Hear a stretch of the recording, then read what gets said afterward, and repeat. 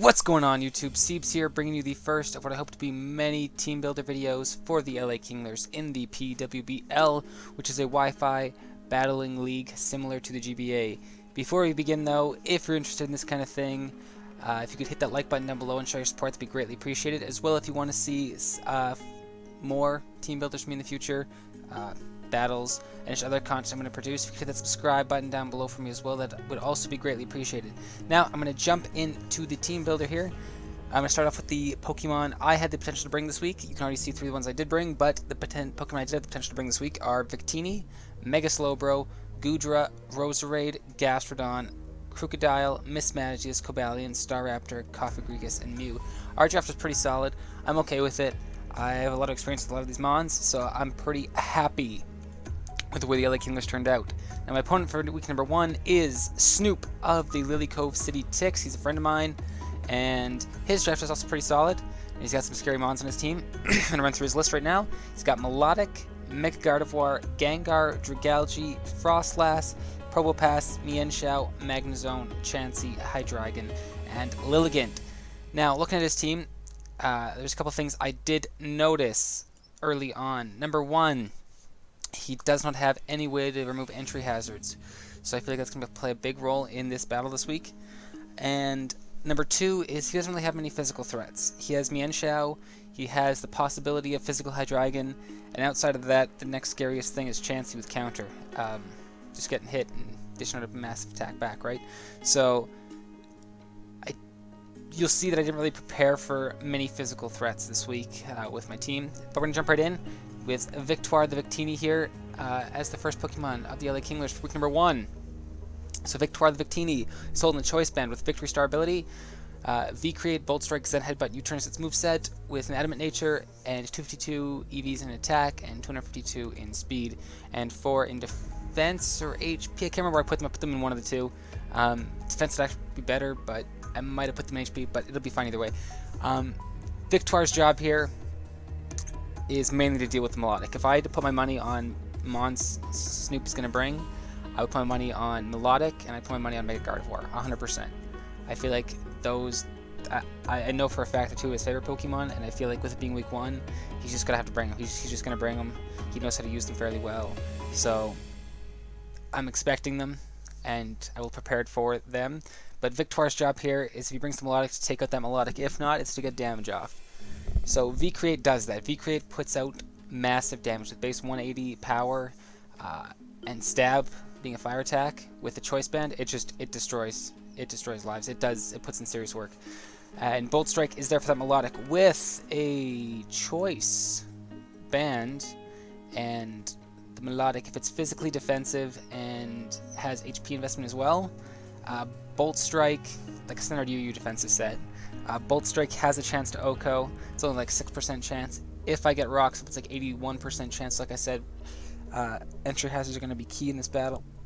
But even if it doesn't OHKO, Scald is only doing a Scald from a Melodic that has no special attack investment. It's only doing like 53 to 63 percent damage. So I'm living one of those, and I'm firing off a second Bolt Strike, killing that Melodic. So Melodic's done basically. This is Victini as our perfect counter for Melodic. It's also rocking Zen Headbutt for stab and U-turns to keep momentum in my favor. I will jump on to Eden now, the next mon on our team, which is Eden, our Mew, holding the Assault Vest with the Synchronized ability with Drain Punch, Zen Headbutt, Gunk Shot, and Knockoff as the moveset. With an Adamant Nature again, with 252 EVs in attack, 252 in special defense, and 4 in defense. I know for a fact these ones are in defense. Now, the reason I brought the Assault Vested Mew is, like I said, he doesn't have any physical attackers, any physical threats, and the only one is really a fighting type, so I feel like even without defense investment, Mew is perfectly capable of handling that. It can take a couple hits, and as long as it can take one, it can fire off a Zen Headbutt and one-shot the opponent, right? So, Mew like this is good. I'm expecting a special Hydreigon, actually. This is actually my answer for special Hydreigon. I'm expecting a, I want to say, what is it? I have it here in the damage calculator. Here it is, right here. I'm expecting an Assault Vest. That's right. I'm expecting an Assault Vest. If he's holding an Assault Vest, where's the There it is. If he's holding the Assault Vest, a Dark Pulse from this Hydreigon is only going to do 44 to 52%. That's if it's max special attack and it's modest nature. So I'm going to eat a hit from that. I can fire off a Drain Punch back, get back about 25 to 30% of my HP, which I will then be able to live another Dark Pulse, and I can fire off a second Drain Punch and kill the High Dragon. If it's Choice Specs, however, I can't live 2 Dark Pulses. Choice Specs bumps that damage up to like 66 to 78%, so I'm not going to be able to live 2, but we'll find out by the amount of damage done if I'm able to live a second one, then I can stay in and fire off a second Drain Punch if need be. Gunk Shot is there as like a red button for the Mega Gardevoir. It will one-shot. I'm a little reluctant to use just because it's got such a low accuracy, but we'll see if it comes down to it, and Eden here has to step up and take out the Mega Gardevoir. Eden can step up and take out the Mega Gardevoir, I'm hoping. And Knockoff's there because nothing really, honestly, a Knockoff's great. Nothing appreciates Knockoff. Gets rid of the item, gets like boosted damage when it's holding an item. It's not Stab here from Mew, but that like I said, he's got Chansey. That's not going to appreciate Knockoff. Once it gets knocked off, I can fire for Drain Punch and finish something off. It'll be so easy. I am a little worried about Counter because that is devastating on Chansey if you're not expecting it. And I know Snoop likes to play a little sneaky. He does like to run Mirror Coat Melodic, which is part of the reason I brought a physical attacker to take care of it instead of my Roserade as a special attacker. So I'm a little worried he might be sneaky and not bring the Mirror Coat Melodic and instead bring a counter Chansey. So if he brings Chansey, I think this is also my answer for that. But again, we will see. I don't really think there's a whole lot Chansey can do to me, to be honest. And if he sends Chansey in first turn, I might just use my lead to try to get off some serious damage. But like I said, I do want Rocks up, so I'm gonna take this as my priority. Rocks are always my priority, 100% my priority. So next, we're gonna jump into Echo here, our Star Raptor, holding the Choice Scarf for the Reckless ability. Knows Brave Bird, Close Combat, Double Edge, and U-Turn, with 252 attack, or EVs in attack, sorry, and 252 in speed and Adamant Nature. Guys, I'm new to this. Give me a break. Cut me a little bit of slack. I promise I'll get better at this kind of thing. So, Echo here, our Star Raptor. This thing, I'm planning on having it as a mid to late game sweeper, just getting off damage on his Mons, residual damage. He does have 2 Mons potentially that could run sturdy, so those rocks are important for those, because I'm pretty sure Echo here can one-shot both of them if can one-shot them both with close combat if their sturdy's down. So yeah, this can be rocks gonna be important, and yeah, I just want to send this thing in late. As long as Pokemon have got damage done to them, this thing coming in sweep with like two or three of them. I'm expecting 2 or 3. That's why I put the Choice Scarf on, so I can outspeed things, because I mean, you're always going to be able to outspeed. And this thing's kind of frail, so you don't want to be taking too many hits. And with the recoil damage you're taking from Brave Bird and Double Edge, you're taking even less hits. So I'm hoping to get this thing in there to get 2 or 3 KOs near the end, and then just clean up with whatever's left, whatever I have left to clean up. That's if we get the W. I mean, anything can happen, right? So crits can happen, para hacks can happen, freeze hacks can happen, burns can happen, so you never know what's going to happen, right? Guess we should go back here, and U-turn's basically there just to keep momentum in my favor. If we get an unfavorable matchup, we're going to outspeed, go for the U-turn, get something else in there that's going to be a little bit more favorable for us. Okay, next, you've already seen him, Croco, our Crocodile. Is holding a Choice Scarf with the Intimidate ability as well, knows Superpower, Earthquake, Knockoff, and Stealth Rocks, with Adamant Nature, 252 EVs in speed, 252 in attack, and 4 in special defense. As you can see, Adamant Nature is a recurring theme on my team this week. He's got several potential physical walls, but I feel like I have solid answers for them. Regardless, so I'm just going to go physical side, and he really only has the special side.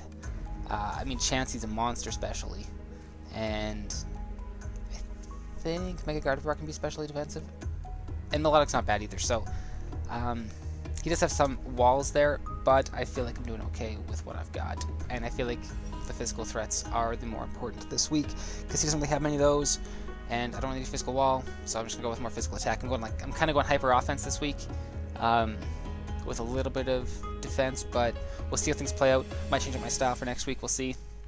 Anyway, so Croco, our Crocodile here. The reason I'm holding the Choice Scarf is because, like I said, rocks are important. I want to lead with Croco here and go Stealth Rocks first turn. This thing could turn out to be a suicide lead, and if it is, I'm honestly okay with that. I'm not too worried about Croco going down. I'd like to keep it around the Superpower, because that's superpower. I was going to say super powerful. It would be super powerful. It's superpower. It's going to put in a lot of work against Probopass and Magnezone if they're there. Earthquake's going to destroy a Magnezone or Probopass again. It's going to destroy the Dragalge. So this thing can hit hard. It's got knockoff, right?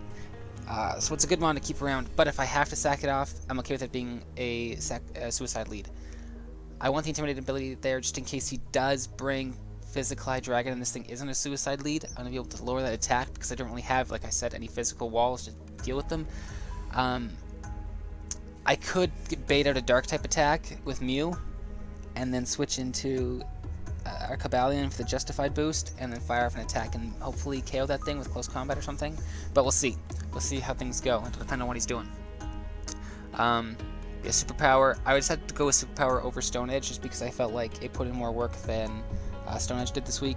He only had Frostlass that was weak to rock damage or rock type attacks, so I thought Superpower might be the more useful move.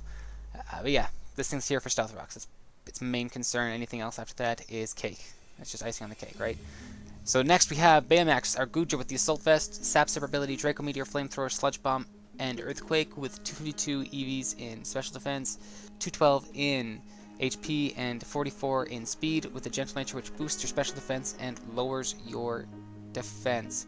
Now, the reason I decided to go with this spread, the 44 in Speed allow me to outspeed, I believe it's a Timid max speed Dragalge, so I can fire off an Earthquake, I can fire off a Draco Meteor, get some damage off on that thing. And this thing's just a special monster, and I feel, like I said, he's got more special threats than physical threats, so this thing's important. Sap Super ability's there for the Lilligant. If a Lilligant wants to come in and start setting up quiver dances, by all means, go ahead. You're going to hit me with a Giga Drain, I got this thing to boost my attack, right? I'll fire off a Flamethrower back at you. I elected to go with Flamethrower over Fire Blast, just because I prefer to have moves that are guaranteed lands. Like, I know Flamethrower does have a chance to miss, like every move has a chance to miss, with the exception of like Aerial Ace and stuff like that. But it's likelier to land than a Fire Blast is, right? So I prefer to go with moves that are more likely to land. May not be as much damage, but in the long run, it's more reliable. Yes, this thing's just here to eat special hits. That's all it is. It's just going to be a wall force. It's going to be important that we keep this thing alive until we're whittling down his mons and I can come in and sweep. That's basically the play. Last but certainly not least, what I hope is going to be the star of the team this week, apart from Echo. I don't mean like KO-wise, because I think if we do get the win, Echo's going to be picking up 3 kills, probably 2 to 3 kills. But this thing is amazing. Cobalion, I've never used one competitively before, so I'm not really sure how my set's looking. But I am, you notice our Cobalion here is holding the Focus Sash with the Justified ability, so it gets the attack boost hit by Dark type attack. It knows Iron Head, Close Combat, Zen Headbutt, and Protect. And it's Jolly Nature with 204 EVs in Speed, 104 in Special Defense, and 200 in Attack.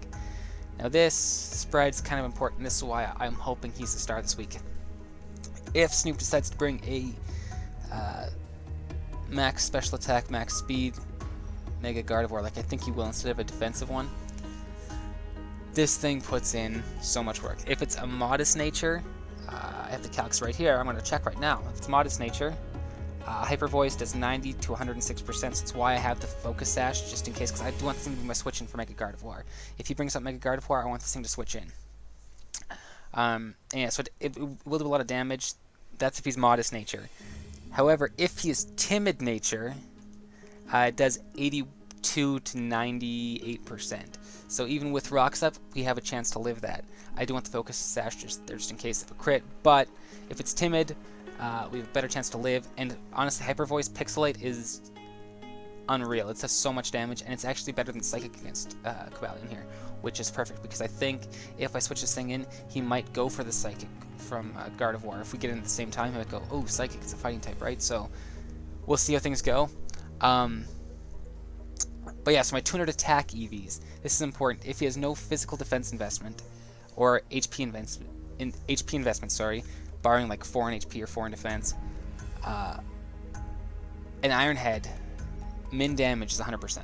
So this thing will one-shot a Mega Gardevoir if it has no HP or defense investment, which is crucial because Mega Gardevoir is such a threat to my team. That Hyper Voice, it destroys my team. So that Iron Head is essential. If I can get off one Iron Head, if all he does is take care of that Mega Gardevoir, this thing's the MVP for this week. 100%. Even if we lose, this is our MVP for this week. Next, we have Close Combat. That's just for the Steel and Rock types, Probopass, Magnezone. Zen Headbutt's there for Mienshao, sorry, I had to think about it. And, I mean, Close Combat might actually be the better play. And Hydreigon if it's not too bulky, right? If it's not a physically if it is physically attacking, this is our answer for it with Close Combat as well. And then I Protector just in case he does bring Mienshao, and he wants to go for High Gem Kick, boom, Protect, get that recoil damage off, and then probably switch out just because this thing can't take a hit from Mienshao. I mean, if I have full health, I can take it with that Focus Sash, but if not, it's going to be a little dicey. So yeah, that's basically the team for this week. If you have any suggestions for sets I should run for my team, any things that you didn't like about the way I'm running the team this week, any things you liked, anything you think I could do differently, leave in the comments down below. I'd appreciate the opinions. I'm not the best competitive battler and will never claim to be by any means. So I'm always looking for some advice. Anybody who's willing to share advice, I'm willing to hear it. But yeah, that's gonna do it from here, guys. So have yourselves a good one, and wish me luck in the battle. Thanks.